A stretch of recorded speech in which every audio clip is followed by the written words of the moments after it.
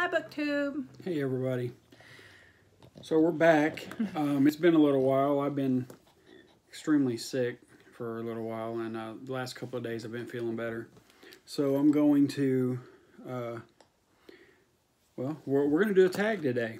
Yeah. And it's a tag from Kelly at Books I'm Not Reading. And we were tagged by the Book Zealots a couple of weeks ago, I guess.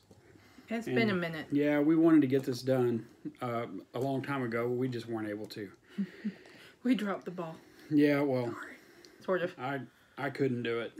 No, he's been feeling like crap, and it's not the thing the bad thing that's going around everywhere. No. It was Something completely flu different. or a stomach bug. Yeah. Something.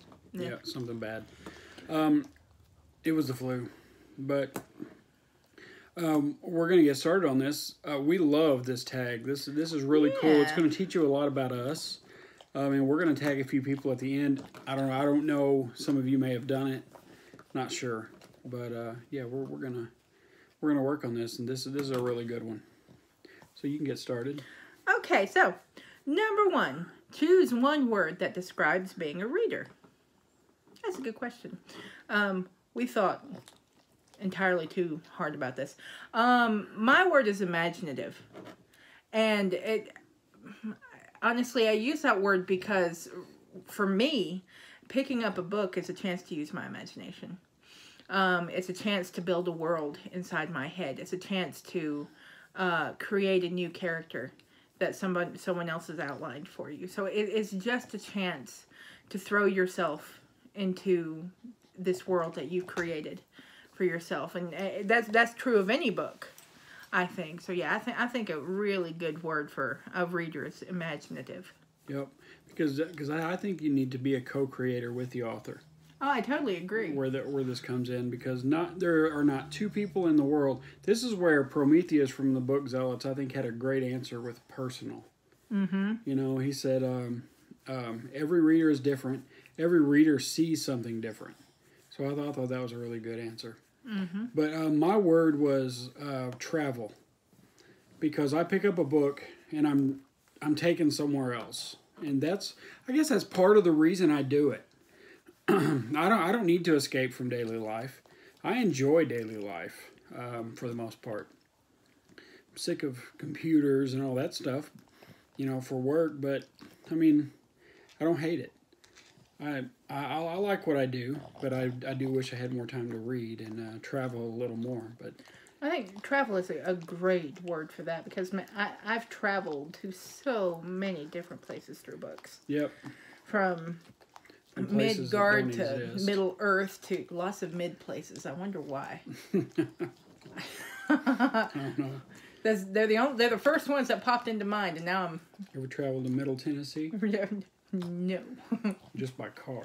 But yeah. Yeah. That Mount Eagle is a monster. Yep. Mount Eagle. Okay, so number 2. Would you stop licking everything in sight? My goodness. What is the very first book you fell in love with? So I wasn't sure about this. Or were we talking about really hefty tome? Or are we talking about any book? For me, any book, the first book that I fell in love with was The Paperback Princess. I cannot remember the name of the authors. Well, the author and the illustrator. But it's a kid's book, and it's about a princess who's kidnapped by a dragon, and she has to save herself. And it's empowering. It's sweet. It's great for little girls or even little boys who just sort of feel powerless. Yep. in their lives, and I love it so much. And what's fun, if you've ever listened to the Donoghue Bards, they're sort of a folk Renaissance fair band. They did a musical version of it. It's so much fun. It's so cute. It really is. You should listen to it sometime. The book I chose was a book I don't really love anymore. I don't love to read it anymore, but I fell in love with it the first time I read it. It's Fahrenheit 451. And I'm still a huge Bradbury fan, but I think the book is extremely important. Well, one of the most important novels ever read. But I don't think it is as good as I once thought it was. But again, I just think it's more that it hasn't aged as well as I would like for it to have. Well, and it sparked your imagination. Well, it didn't spark my imagination. It kind of brought about my activism in a way, and I love it for that. Oh, you know, yeah. and I loved it then for that. It was something that pushed me to do some things that I may not have done without it. So, yep. All right, number 3, hardcover or paperback? Paperback. Hardcovers are a health hazard. I drop them on my face.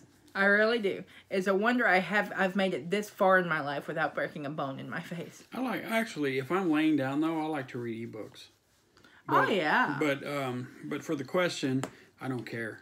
I don't care if it's a hardcover or a paperback. Now, one thing I don't like to sit and read are huge hardcovers. I would rather have it in a paperback, a lighter paperback. I can't read a huge hardcover in any position, laying down, sitting up. They're just too unfeeling. Yeah, you almost have to lie on a table. Yeah. Or lay them down on a table. Yeah, and that's not good for the book. Nope. It just props it open and it just breaks its own spine. It's awful. Yep. All right. Little guy. Okay. Number 4. How has reading shaped your identity? Okay. So this one is this one. I'm gonna put him down. I'm hitting his little claw. He hurt his little dew claw today, and poor little guy. He hasn't been feeling good all day. Okay. All right. So how has reading shaped your identity? For me, reading shaped my identity before I was even born. I told you a week or so ago, my middle name is Galadriel. My mother. More than a week. We haven't done a video in 2 weeks. Has it really been 2 weeks? We're pretty close. Oh, we're such slackers. 6 slackers, but still. My middle name is Galadriel. My mother was reading The Lord of the Rings when she was pregnant with me. So I've grown up with that knowledge my entire life. I went to college for my... Stop hitting the table. I went to college for an English degree. I have a degree in English and a master's degree in professional writing. I'm a storyteller. We're doing this. Reading has shaped every aspect of my life from before I was born to this very instant, and will continue to shape it as we go along, because I'm reading so much. Yep. So with me, what I wrote for it was ignorance versus knowledge. What reading taught me was that if I want to know something, it is printed somewhere. There is no reason in the world these days to be ignorant of anything that you want to know. We have the bulk of the knowledge of the world at our fingertips. I know. And it's just crazy how much information is out there, how much knowledge we can gain just by cracking a book or looking up a website. To be ignorant these days, there is no good excuse. That's actually one of my passions in life. Especially not for anyone who has access to the internet like we do. Exactly. Through libraries, through. Well, let's speak about the Western world here. The first world countries. Let's think about people that are in our situation or something close to our situation. There is no reason to be ignorant, and there is still a lot of willful ignorance in the world today. Oh, and I'm related to half of them. Yeah, but it's just getting worse. It is. But I'll leave it there. Yeah, that is a really, really deep rabbit hole. Okay, so number 5. What book do you read when you need to be comforted? So I had trouble with this one at first, but he actually named something for me. My first response was cozies. Anytime I need to be comforted or just something that's going to make me feel good, I'll pick up a cozy mystery. They always make me happy. But he suggested Robert Frost, and that's absolutely true. Robert Frost always makes me happy. His poetry is, as far as I am concerned, utter perfection. Yeah, we got a Robert Frost book in the head. Yes, and there's like, and, and there's Robert Frost poems taped to my desk at work. He's everywhere. I love Robert Frost, and he really does make me happy. It's just anytime I need to be comforted, I'll turn to Two Roads Diverged in a Yellow Wood, or what is that? What? I don't read him as much as you Lord do. have mercy. Whose woods these are, I think I know. His house is in the... I can't remember. Stopping by woods on a snowy evening. Okay. It's the best poem ever. For me, there's a little bit of poetry involved, but it's Edgar Allan Poe. I love to read Edgar Allan Poe stories. Do I think he's one of the great authors of the last 200 years? Probably not. I don't know about great. Maybe most influential. Or was it 300 years? I don't know how long it was when... I can't remember when Off Edgar the top Allan of my Poe... head, I can't. No. Yeah. But it's a really... Shame on me. The Black Cat, one of my all-time favorite horror stories. It's so good. Fall of the House of Usher is good. I don't think it's scary. We were just talking about that a little while ago. That one's scary. That one creeps me out, especially at the dark. But I think it's got some disturbing stuff in it. With, it does. Incestuous stuff and all that. And it's just yeah. It's Well, but animal it is mutilation in the Black Cat's kind of disturbing too. I agree. So the next question is, who taught you to be a reader? And we have the same answer. Mom. Yeah, it was our mothers. Yep. My mom used to sit and read to us. I don't know if Mom even realizes I remember it, but I do. I was probably 4 or 5 when she started, or from the time I remember, and I don't exactly remember what she was reading, but I do remember her sitting and reading to us, and we were always looking forward to the next story. The earliest book I remember was I can't remember now. Oh gosh, Over in the Meadow. What is wrong with me? I have to sneeze. I think that's what's wrong with me. Yeah, don't do that. But yeah, she was reading to us from the time I was born. And it I said when I was little, I had a great little picture on the wall of Galadriel from a Lord of the Rings calendar. And every time she'd walk by, she's like, "You're named after her." I think she just wanted to make sure I wasn't irritated with my name when I grew up. But yeah, my mother instilled in me a absolute passion for reading. And the next prompt is, describe your dream reading lounge. This is going to be way different. Yeah, oh yeah. So mine is like just a really nice feminine room with a really comfy chair, and I'm talking a big overstuffed recliner with something to lean your feet on. Well, like would this be like a Victorian type decor? I'm totally talking a she shed. Oh, okay. I want a little room that has a place for my art supplies and my resin casting stuff and all my books. And I want to be surrounded on this side by books and on this side by crafts. And in the middle, I want a big comfy chair to prop my feet up on and have Link right here. And you can come visit me. Okay. From your man cave. All right. Well, no, yours is the exact opposite of a man cave, isn't it? Yeah, kind of. I want a room that the sun will shine in, where I can see out, but nobody can see in. As a matter of fact, this is a dream, so it would be almost like a cube that I can see out of. The sun can come in, but nobody can see through. You need a solarium. Yeah, I kind of do. Yeah. But I wanted to block out all noise. And be cold. Needs to be air conditioned. Yeah. 60 degrees would be just about right for me. That is absolutely necessary. With moving air. And in the winter, a little fireplace, or even one of those heaters with like the flames that looks like it's flaming. I love those things. But 60 degrees is 60 degrees, no matter what exactly. No matter what time of the year it is. To me, 60 is comfortable. And I know for most people, especially within the state I live in, that's cold.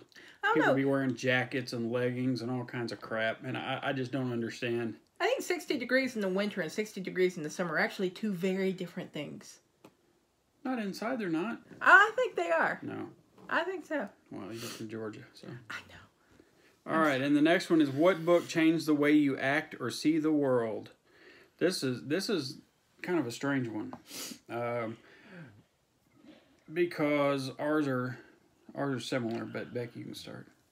Ours are completely different. Quite different. I had a different one meant. picked, but I'm not going to go down that rabbit hole either. One of the first books that I remember really truly making me think was it was a kid's book. It was called Danny the Champion of the World. It was like along the lines of the Boxcar Kids and like that. And it was about a young boy who lived with his single father. And again, another really empowering book, but it gave me a look at the life of a single father. I grew up with a single mother. We never really had a father. That's changed now. She's married to a great guy. But when I was a kid, we didn't have fathers. My father was a mythical thing.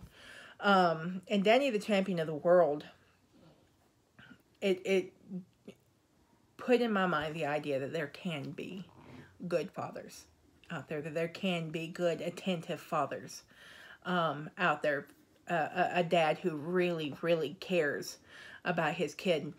And it really, really made me think about the world around me, and it sort of changed my views, because at that point I guess I was kind of bitter when I was that age. Yeah. Yeah. Yep. All right. So mine is going to be way different, and it's going to be something most of you have probably never seen or never read, but there will be quite a few of you that have. I've talked to a few, and it's 777 and Other Kabbalistic Writings of Aleister Crowley. And I know Crowley was an extremely controversial figure in his day. But when I pick up his books and I read them, I kind of don't understand why his writings are controversial. I understand why the man himself was controversial, because he did everything to stir up controversy. Yeah. Yeah, it was a pastime with him. Yeah, it was. But the things in this book, what I loved about it is it taught me to think in a different way. It taught me to think in a way that was, that everything I did should be to make myself better. Everything I did should be to gather knowledge. Sure. I should learn from everything I do. That's different than always constantly trying to get value out of something, which is something I get tired of hearing about. It provides a very different view of the world and of spirituality and of just the way we think about things. It does. It does. Now, I was raised a Pentecostal. Oh, Southern Baptist. Yep. So very similar. But Crowley and a few other writers and a few other similar writers got me thinking past just the one way of looking at literature, one way of looking at a writing of a spiritual matter. There are many. Took you out of the concrete. Yeah, it did. It definitely took me out of the concrete. It taught me that not everything is a storybook. Not everything is written as a story. Some things are written as, even a lot of fiction can be written and taken as a lesson. Oh yeah, sure. And but another thing Crowley taught me in that book, and not just that book, Magic Without Tears is another one of my favorite books of all time. I don't think I've ever heard of that one. It's rare. It's hard to find. It's very expensive. Yeah, it's obscure. It's hard to find when you do find it, or it's hard to buy when you do find it because it's expensive. Ooh. So I'm hoping somebody will reprint that. But the book taught me a lot. Oh yeah, sure. A whole lot. He was a smart guy. He was stranger than snake suspenders, but he was a smart guy. Smart guy, Controversial. Controversial in the same way that, well, I was going to say the same way that Marilyn Manson is, but not really. Marilyn Manson was 99% capitalism. Marilyn Manson was a showman. Aleister Crowley was not like that. Aleister Crowley was more about his spiritual health, his spiritual life, and shocking people. Yeah. He loves to do that too. In that, he's like Marilyn Manson. I think that's probably where the similarities end. Yeah, and I don't remember who it was. I think, who was it? They called him the wickedest man in the world. And this was back in I believe it was turn of the century or a little later. They called him that. I do not remember. I don't remember either. Yeah. I don't remember. But anyway, and I will be doing a video. I would like to do a video about some of the Aleister Crowley books one day. I don't know if it'll be next month like I'd hoped with me not feeling good the last week or two. It's kind of pushed things off, but it kind of pushed things back a little. But I do want to do it. Yeah, my reading has been atrocious this month. Yeah, mine hasn't been great either because I haven't been able to concentrate. I can't hardly see my books. My eyes were getting blurry because I was just tired and sick. But feeling poopy. Yep. Yeah, that's a good word, I guess. Good as any, honestly. It's a good word for how I felt. So, I guess that's it. That's it. We want to tag some folks. And we don't know who's done it. So, and we went and tried to find a few people. And I haven't seen this under any of your names, even though, I tried to find it. So, if you've already done it, we're not asking you to do it again. Just we want to know we appreciate all your channels. Go check out all of these people. Oh, yeah, absolutely. There's some great channels here. Yeah, they're all great channels. All right. And then they're all different. That's what I love. Yeah, they're all really different. They have very, very different content. Yeah, very different tastes. Yeah, and very different ways of presenting. Yeah, that's right. Yeah. Too. Okay, so the first person we're going to tag is Steve Donoghue. Yeah, Steve, we don't know if you've done it or not. If you haven't, that's fine. And we know you're trying to catch up with But tags. We're thinking of you, Steve. Yep. Second person is James Holder. We like James Holder. We really enjoy his he's videos. got good content over there. Mm-hmm. He's kind of soft-spoken and very nice. He's such a nice guy. Yeah, and the next one is probably one of the nicest guys on BookTube, and we just love to watch his videos. I try to click on them as soon as they come up, if at all possible. Yeah. It's David Wardrop. Yeah, we've been watching his stuff for a long time. Mm-hmm. So, yep. Next person we're going to tag is Bill Ruttenberg. Yep, Bill, we love your channel. We've been loving the content you have out there with your daughter, Crimson. That's really cool. Girlfriend has an amazing voice. Yeah, great singer. She's got her own channel as well. Yeah. I think Crimson is the name of it, maybe? Something similar to that. But, you can reach it through Bill's page. Through Bill's page. And Noah, at Everyone Who Reads It Must Converse, we tag you quite a bit because, because you're awesome. Yeah. Yep. We enjoy everything you do. Yeah, we think you'll like this one, too. Yeah, if you haven't done it. Yeah. Again, that goes with all of these. We don't know if you've done it. We did look, but it would only let us look back like 6 videos, and it was just, ugh. Yep. Okay, so the next person we're going to tag is Megan's Reading Revelations. Again, really love her channel. I think she would really like. Yeah, she's got good content, and it's really good quality as well. Oh yeah. She does a lot of YA over there. She does some sci-fi. She does a lot of adult books as well. Very good. Very good content. She has a good, varied approach. And the last person we're going to tag is Lori's Book Trials. Yep. Lori does a lot of content. She has a lot of things up. She does reading vlogs. It seems like she's always doing an event.